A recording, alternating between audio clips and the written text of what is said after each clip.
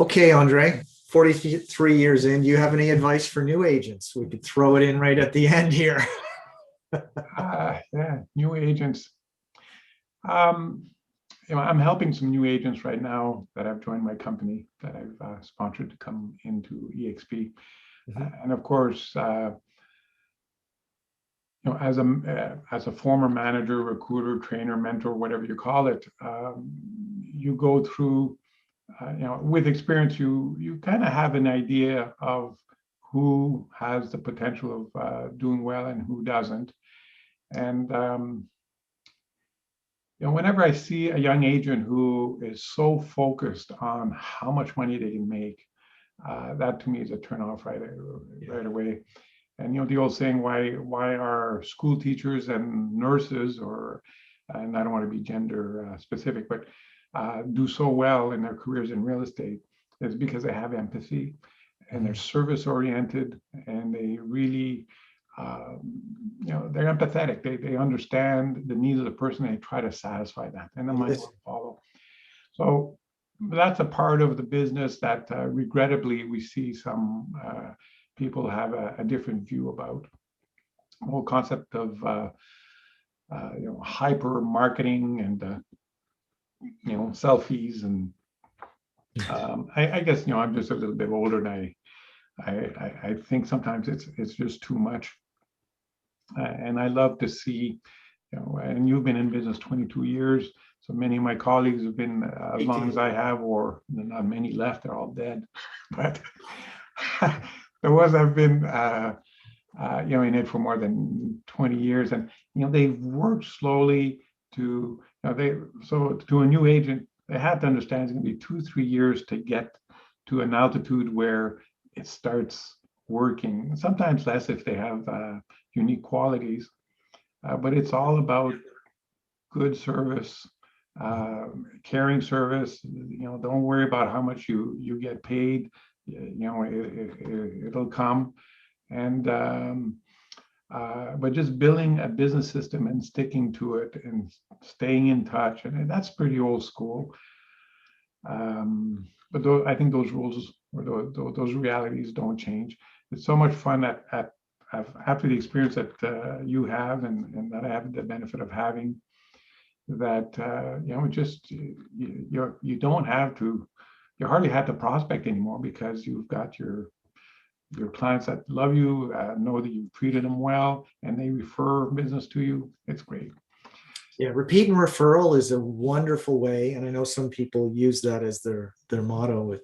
But once I hit about 5 years, you start to get a little bit referrals, and once people associate you with real estate, I'm not Dan that worked at B&R and Nortel anymore. I'm Dan that's the realtor. But for a long time, I was Dan that, worked in high tech, and my friends all worked in high tech, most of them or a lot of them. But once you become associated as the realtor and treat those people super well, and share with them that it's okay for them to refer you, because most people that are not self-employed or in sales don't understand that in Ottawa. And it can be hard to market yourself to your friends, I think. So I'm throwing in my advice too, but let them know you're a realtor and you really appreciate if they're comfortable suggesting you to friends. Yeah. And you make sure they have no reason to ever not recommend you after the first time they do. You want to do everything you can to impress everyone involved in a situation like that. So it's all about trust and knowledge. And if there's another little footnote to that, which I've observed over the years, but you often see this pattern where a new agent comes in, and let's say they have, quote, the right stuff, whatever it is, to be good at the business. There seems to be some who, after, usually happens 2 years into it, 3 years into it, where all of a sudden they really hit their stride and they're doing really well. Given the nature of personalities that gets into our business, it'd be fair to say that many of them are ego-driven. They have a healthy ego, and there's nothing wrong with that if it's in check. But I see sometimes those who have success and lots of success, and fortunately it's very few, but it happens, and it's something to be mindful of, and to keep to temper yourself with is to remain humble. And we're in a kind of a business where some want to show their success with the cars they drive, the this or that, whatever. It's a humble job. You're there to help people, to serve people, and to help them out. I think there are some, thank goodness, a minority that need to, just have less ego.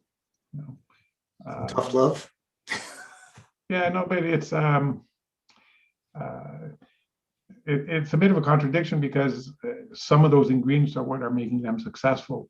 Yeah. But from what I see from the years in the business, I find that more and more buyers will gravitate towards the competent, quiet, steady person who's you want to promote yourself, but humbly.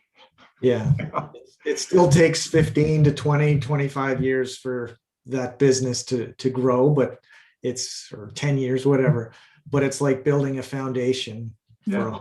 Are you going to build it? It's a great business. I feel very lucky. And if I can say another observation is, having gone the detour of, I'm going to become a manager. I'm going to become a broker owner. I'm going to own the company. And that too is ego driven for sure. And then to come back to just saying, no, I'm just going to sell and deal one-on-one with clients. I don't have a team. I don't want a team. And that not that I'm advising that. I think there's a lot of efficiencies and amazing success from agents who have teams. But the point is just doing what we do and being focused on servicing our clients and really sounds corny, but really caring about the outcome for them. People see that, and it matters, and it will certainly propel you on a stronger footing on the longer term. That's my opinion. I agree. Yeah. But you've done well. I want to congratulate you, because I've from time to time over social media, I see things you post and give you comments, but it's always a pleasure to have been part of the early days of someone's career, because I guess I was your first manager, right? I was officially hired when it was Royal LePage Corporate at Pretoria, but I didn't get my license till like 3 weeks after it became Royal LePage Performance or something. Okay. So I think that's when you came in, and that was in May or April or May of 2002. Yeah. So I think I was licensed in June or July. I can't remember. Yeah. It's always nice to see someone who you saw at the early stages, because no one ever knows for sure if they're going to do well or not, but you had the right ingredients to succeed, and now to see you succeed as you have, and to be part of your community, and just what you're doing now, where you're trying to inform your clients or your followers and on social media with helpful perspectives. That's a good thing. So you've done well, and I get a good feeling of having been part of it at the early stages, and I think I had recognized your potential then, and we were talking about it. But it's a tough go at the beginning, and some people give up too soon. Yes. Yeah. I think it's probably even harder than when I started, frankly. I mean, what do I know? But yeah, there's so many. When we were talking about California, I remember when I went there, I go, oh my God, the litigation. That's another thing, one of the key things when I left, but the litigation, the paperwork, the over-regulation was so much more than Ontario. Really? That it was like 15 times more, and errors and omissions was literally 15 times more then. Yeah. It's all these things, and now we've kind of caught up, but they kept on going too.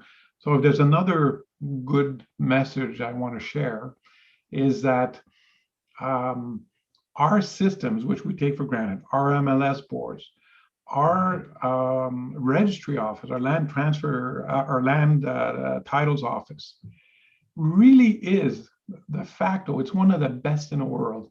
It really is. Imagine, like in California, you'd have a listing, you'd sell it, and somebody comes out of the blue, says, "Oh, wait a minute, I had a mortgage on this." So, what do you mean? Well, there was 3, 4 different places you could register a lien on a property or a mortgage or a lawsuit or whatever. Ontario has one of the best land titles offices and systems in the world. It actually does. And the civility of our board and its organization and its, again, in San Diego, there was 11 boards, 11. In the region. Now they probably merged most of them by now. Yeah. But, from a real estate day to day, not having seen how it is in other countries or other jurisdictions, we're very, very fortunate. Mm. Did they have multiple MLSs even in the San Diego area? Each board had their own MLS, or? Yeah. There was 11 different boards. I'm pretty sure they must have just about all of them amalgamated. It's a huge city, right? It's, I don't know, it's a million. No, it's at the time it was just over 2 million. Okay. It's more than that now, of course. Yeah. But it's geographically pretty dispersed. And another thing we don't see much here, but there's delineation lines of classes and types of neighborhoods or ethnicities that we don't see here. Yeah. And that's a little bit bizarre. And there's guns, which, what's that? All this to say that we have to appreciate what we have here. With all due respect to our American friends, if anything we've seen in the last 4 years hasn't convinced you, I like the stability and the sanity of what we have. And that's a great time to say thank you for watching. It's my pleasure. Yeah, talking. And my pleasure being invited to this. Thank you very much. I don't think it's your typical, like I saw the other recording of CAD where it was very specific to real estate. Hey, you never know what people is gonna like. Like, certainly your experience will draw in some realtors that would know you over the years to see what's up. Maybe they'll contact you. I mean, I contacted you because you liked the video, the last one I did with Sue and Michelle. Mm-hmm. And that was a good one. Very nice agents, and I learned from what they had to share.